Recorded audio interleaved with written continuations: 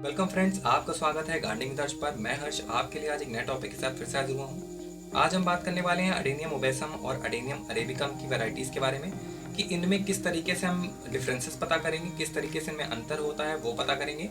तो वीडियो शुरू करने से पहले आपसे एक रिक्वेस्ट है, अगर आप हमारे चैनल पर पहली बार आए हैं तो हमारे चैनल को सब्सक्राइब ज़रूर करें और हमारी वीडियो को लाइक और शेयर ज़रूर करें।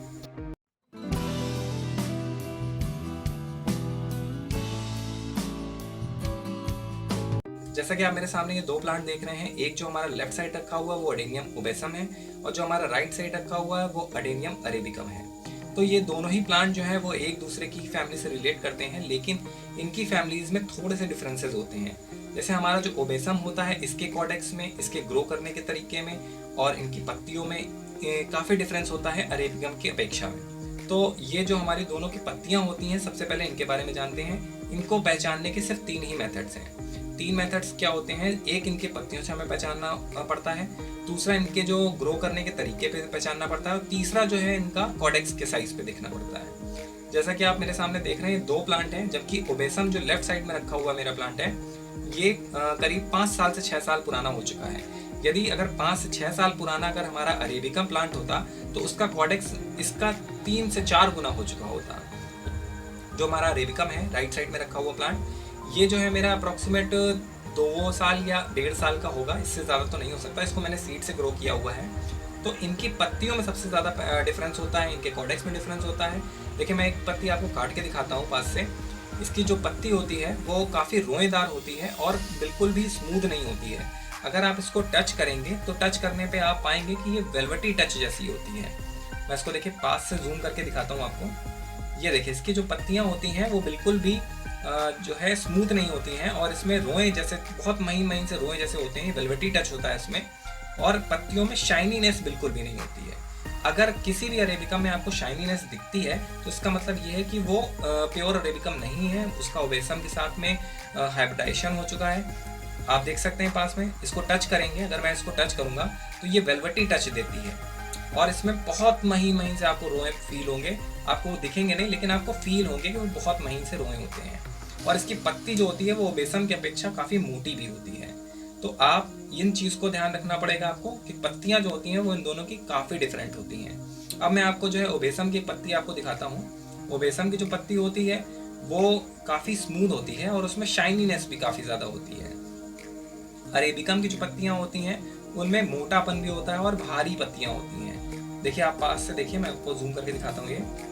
ये इसकी जो पत्तियां होती हैं वो काफ़ी ज़्यादा शाइनी होती हैं और शाइनी के साथ साथ जो है इसकी पत्तियां अरेबिकम की अपेक्षा काफ़ी पतली होती हैं। तो ये दो इसकी डिफरेंसेस जो हैं वो बहुत कॉमन होते हैं, जिनको आप पहली बार में ही देख करके पता लगा सकते हैं कि आपका प्लांट जो है वो अरेबिकम है या ओबेसम है। तो इन दोनों प्लांट्स में सबसे मेन डिफरेंस तो आपका पत्तियों का हो गया। दूसरा, इनका जो है वो ग्रो करने के स्टाइल पे होता है कि इनके ग्रो करने का स्टाइल कैसा। जैसे कि अरेबिकम हमारा जो होता है वो जो बेस कॉडेक्स होता है, उस बेस कॉडेक्स से ही कम से कम नहीं तो एक बार में 5 से 6 सबसे पहले निकालता है ब्रांचेस को, और उसकी हाइट भी ज़्यादा नहीं होती है।